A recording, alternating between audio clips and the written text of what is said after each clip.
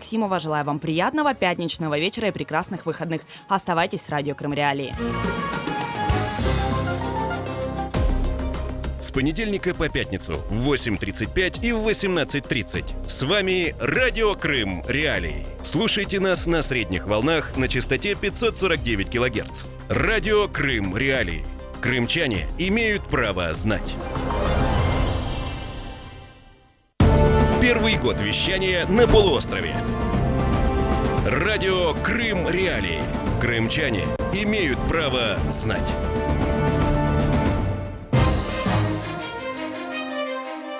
Добрый вечер, это радио Крым Реалии, у микрофона Виталий Портников. Мы в эфире каждый день в 8:35 и в 18:30 на средних волнах на частоте 549 кГц и в сети интернет. Звоните нам по бесплатному номеру телефона 8 810 06 926, а также заходите на сайт Крым Реалии, читайте наши материалы и смотрите прямые видеотрансляции эфиров. Крым в центре внимания. Вчера Верховная Рада Украины рекомендовала президенту Украины Петру Порошенко инициировать изменения в Конституции относительно статуса полуострова. Украинские депутаты предлагают предоставить Крыму статус крымско-татарской национальной автономии и лишить Севастополь особого статуса. Разговоры о крымско-татарской национальной автономии идут в Украине уже более года. О том, будут ли внесены изменения в Конституцию, что из себя будет представлять национальная автономия крымских татар и поможет ли новый статус деоккупации полуострова, мы и будем говорить в нашей программе. Но сначала предлагаю вам послушать короткую справку о том, какие рекомендации украинский парламент направил президенту относительно Крыма. 100 слов по теме. Верховная Рада Украины рекомендует украинскому президенту инициировать процесс изменения Конституции Украины в части Крыма. Речь, в частности, идет о создании крымско-татарской национальной автономии на полуострове и лишении Севастополя специального статуса. Это предусматривает постановление номер 4003А, принятое украинским парламентом 22 сентября. В Верховной Раде также рекомендовали принять законы о государственной стратегии деоккупации и реинтеграции в Украине временно оккупированного Крыма, о коллаборационизме и иллюстрации в Крыму действующей российской власти. В документе также указывается о необходимости признания крымских татар, караимов и крымчаков коренными народами Украины. Ранее президент Украины Петр Порошенко заявил, что он намерен инициировать внесение изменений в Конституцию Украины и придать Крыму статус национально-территориальной автономии крымских татар. Порошенко пообещал инициировать законодательные изменения для признания крымско-татарской автономии. Наша задача – захистити кримсько-татарський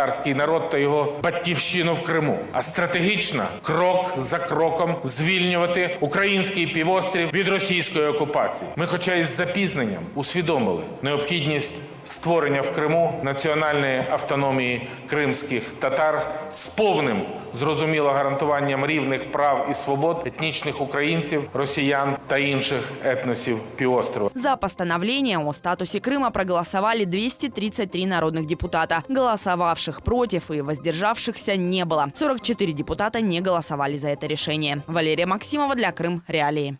100 слов по теме. С нами на связи украинский политолог Тарас. С нами на связи никого нету. Поэтому пока будут искать наших экспертов, мои коллеги, я поговорю с вами о крымско-татарской автономии. О самой сути проблемы. Это очень важная, на самом деле, тема, мне кажется, не только для Украины, но и для всех тех, кто живет в Крыму. Потому что хотелось бы напомнить вам саму суть проблемы. Когда в составе Советского Союза создавалась Крымская АССР, она создавалась именно для коренных народов Крыма. И, по сути, именно для обеспечения прав этих коренных народов устанавливались все те советские тогда нормы, которые так или иначе определили существование Крымской ССР в составе Советского Союза.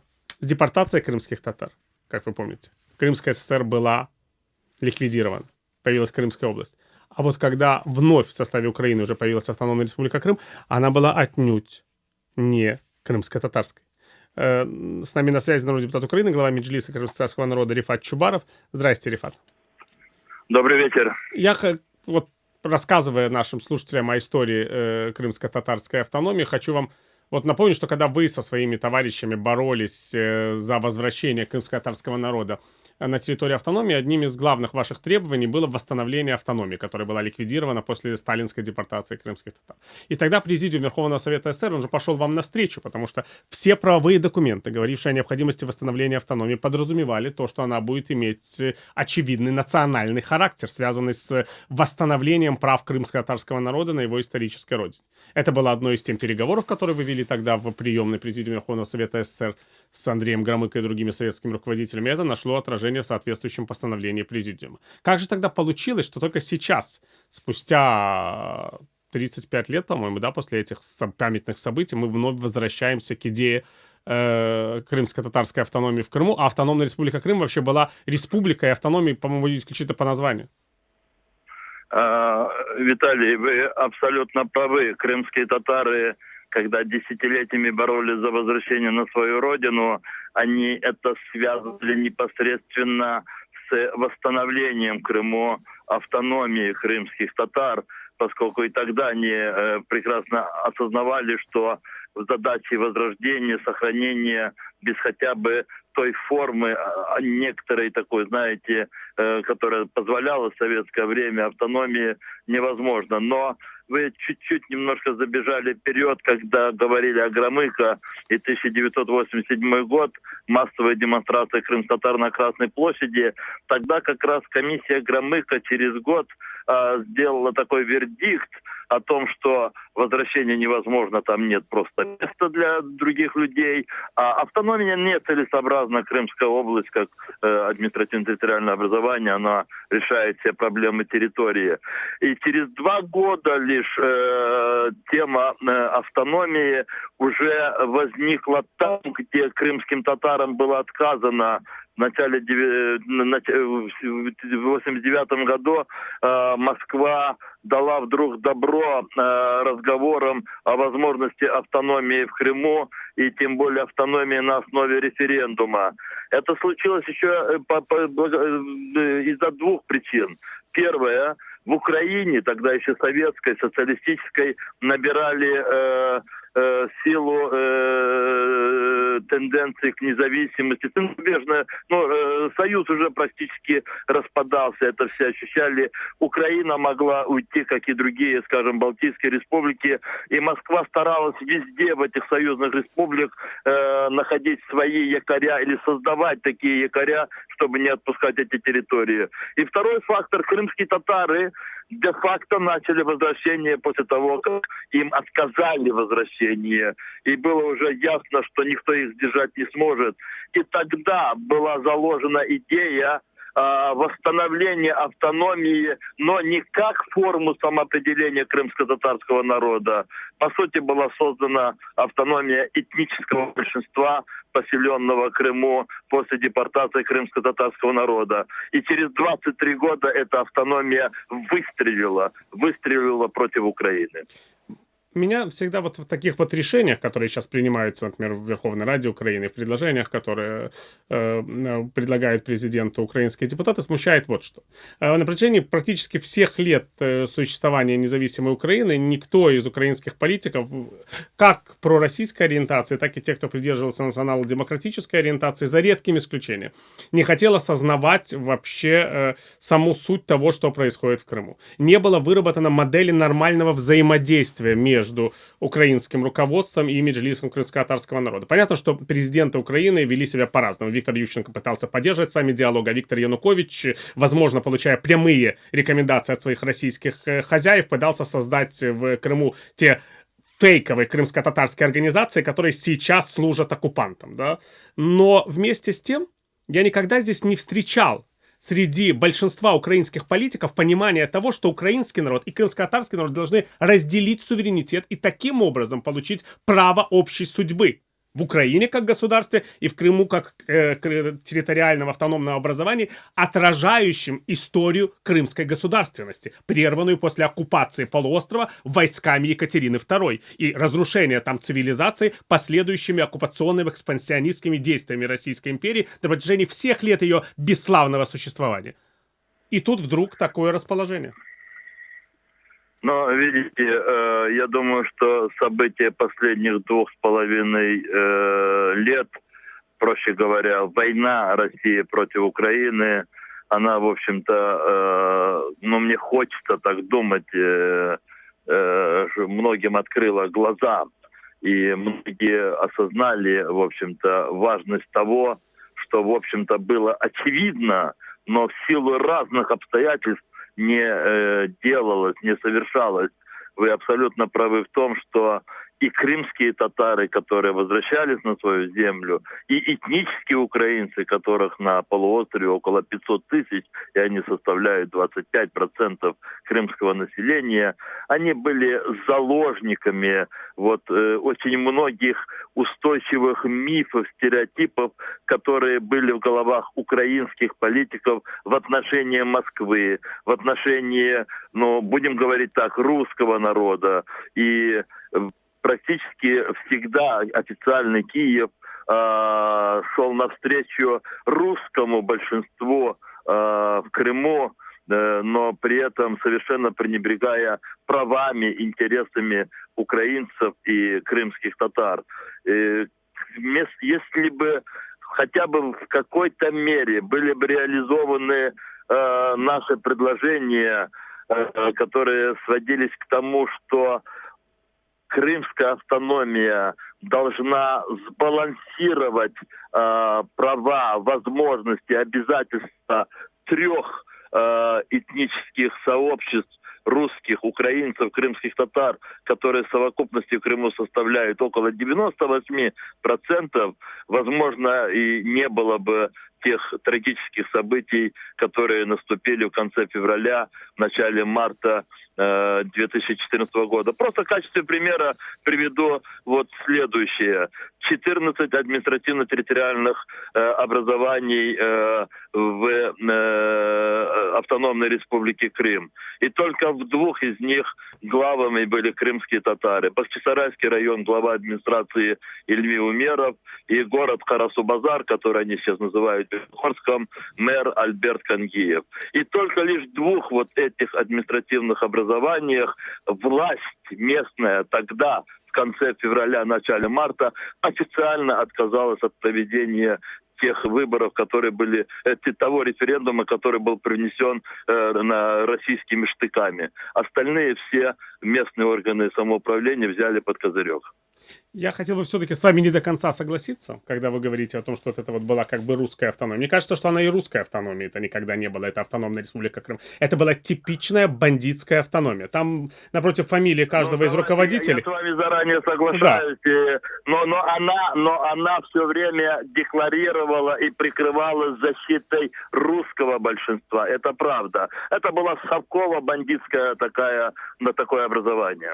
Мне кажется, что сейчас очень важно, чтобы жители Крыма, те, кто будут жить в Крыму в период деоккупации, те, кто вновь вернутся в украинское правовое пространство, они должны понимать, что этот новый статус Крыма, если он будет одобрен Верховной Радой Украины, он отнюдь никак не означает ущемление прав русского и украинского населения Крыма, а наоборот, поможет им освободиться от той бандитской автономии, в которой они жили с момента провозглашения Автономной Республики Крым, и уж супербандитской автономии, в которую стала Республика Крым после ее оккупации в России и приведения к власти группировки Аксенова. Это ведь тоже, по сути, еще одна организованная преступная группировка, которая не имеет отношения ни к русским, ни к украинцам, никому, а имеет отношение просто к тем криминальным кланам, которые сегодня узурпировали руководство Россией и передали свою эту модель криминально-преступного управления в Крым. Но как работать с русским и украинским населением? Ведь люди в течение 20 с лишним лет дышат воздухом криминала. Это как жители тюремной камеры, которые вообще не знают, наверное, что существует свобода, свежий воздух. Они привыкли жить как, знаете, мужики и авторитеты в тюремных камерах. Как с этими людьми вообще сосуществовать? Как им объяснить, что можно жить в демократическом свободном государстве? Видите, Виталий, мы не первые, которые, я имею в виду как сообщество людей, которые сталкиваются с такой проблемой, и особенно и в Европе, в европейских странах подобные ситуации были. Они были в том числе и после Второй мировой войны. Ведь очень часто границы между государствами, они разводят в стороны единые сообщества этнические. И надо было решать проблемы, скажем, датчан и немцев на сопредельных территориях, есть проблемы немцев в Италии и так далее. Думаю, что мы должны идти по тому пути, который уже использовался. Вот, скажем, я часто привожу пример Южного Тироля.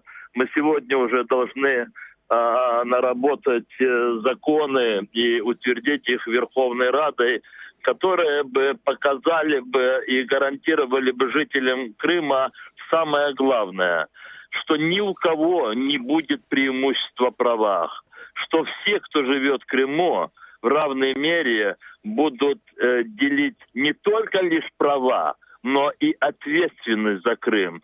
И, как мне представляется, наша задача сегодня объяснить многим, и не только даже в Крыму, а в Украине, что автономия, которая будет создаваться на основе права самоопределения крымско-татарского народа, наконец-то получит свою устойчивость внутри Украины тем, что, создавая гарантии сохранения одного из самобытных народов Европы, крымских татар, одновременно эта автономия обеспечивает интересы и права титульной нации украинской, русского, там в Крыму, этнического большинства. И самое главное, крымская автономия, установив очень сбалансированные отношения между людьми, проживающими там, которые не смогут, знаете, реализовать свои интересы вопреки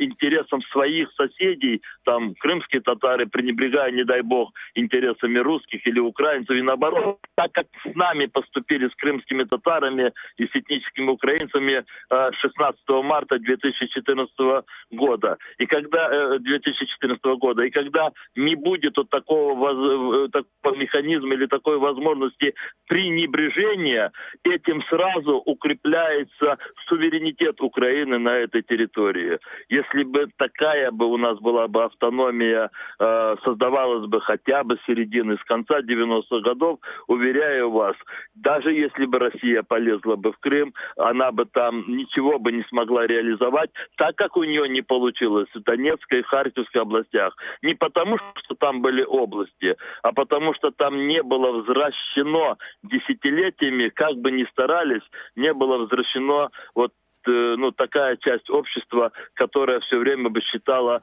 своим государством не Украину, а сопредельное государство. А скажите, вы не опасаетесь, что украинские политики сейчас готовы будут вносить любые изменения в Конституцию в момент, когда Украина не осуществляет свой контроль над Крымом, не имеет суверенитета? А когда этот суверенитет начнет возвращаться, то возникнут совсем другие законодательные предположения. Или, например, что этот суверенитет станет залогом каких-либо договоренностей между Россией, Украиной и третьими странами, и это уже не сделает возможным создание крымско-татарской национальной автономии. Нет ли такого риска? Я вам открою один секрет. Секрет Полишинеля. И не только вам, а всем, кто нас слушает.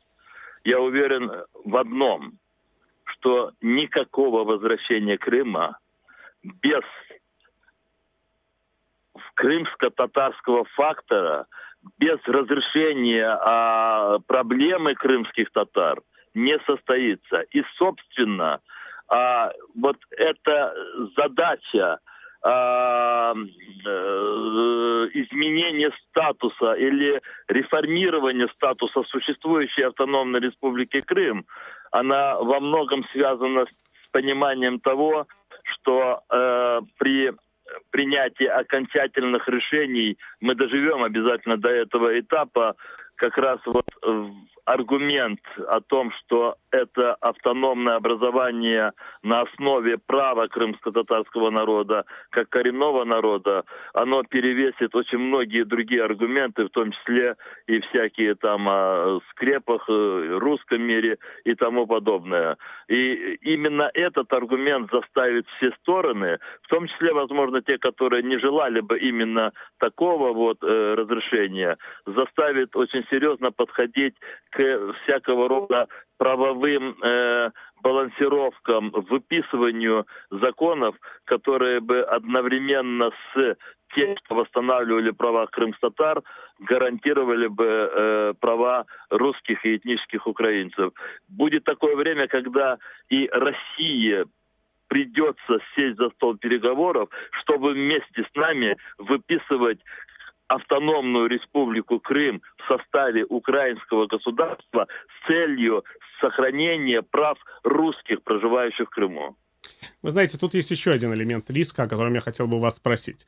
Вы не опасаетесь, что в случае, если Верховная Рада Украины действительно примет какое-то решение, связанное с приданием крымской автономии, национального статуса крымско-татарского, это приведет к ответной реакции Москвы и Симферополя? Тем более, что надо помнить, что Симферополем, по сути, сейчас управляют русские шовинисты, такие вот прожженные. Если там какой-нибудь Путин, он чекист, то Аксенов, он точно шовинист профессиональный.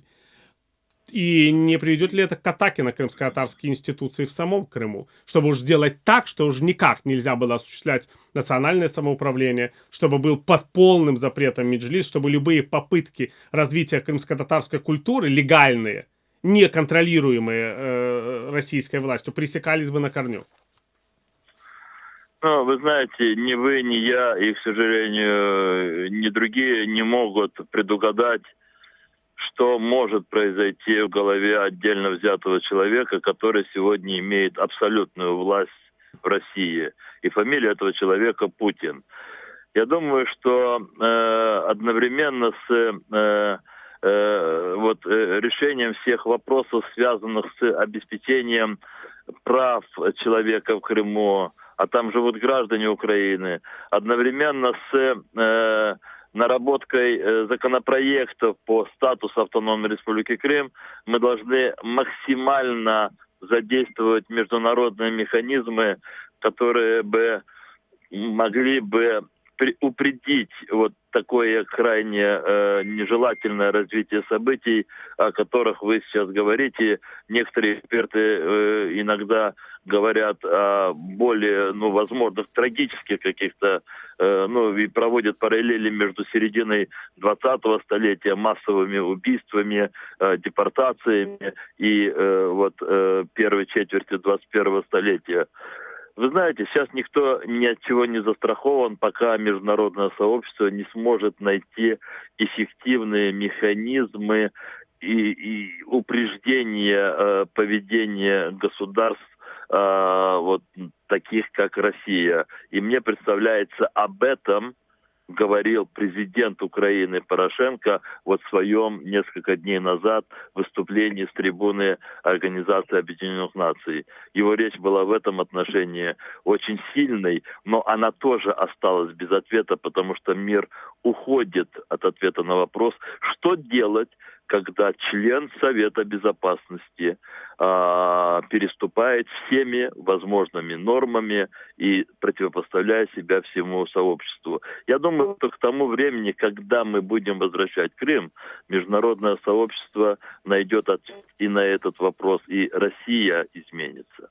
Я поблагодарю нашего собеседника, народного депутата Украины, главу Меджлиса крымско-татарского народа Рифата Чубарова, за участие в сегодняшней программе «Радио Крым Реалии», программе, которую мы специально посвятили теме придания Крыму статуса крымско-татарской национальной автономии. Это действительно очень важный момент для будущего украинского государственного развития, момент, который должен символизировать придание Крыму того государственного и цивилизационного статуса, который полуостров занимал в истории на протяжении многих столетий. И точно так же, как развитие Украины как цивилизации было прервано после того, как русские монархи нарушили все условия соглашений, заключенных с украинским гетьманатом, и фактически уничтожили украинскую автономию, точно так же и крымское развитие как цивилизации было прервано, как мы уже говорили в нашей беседе с Рифатом Чубаровым, после оккупации Крыма войсками Екатерины II, перед этим карательными экспедициями Миниха, и после этого фактическим выдавливанием крымско-татарского народа с его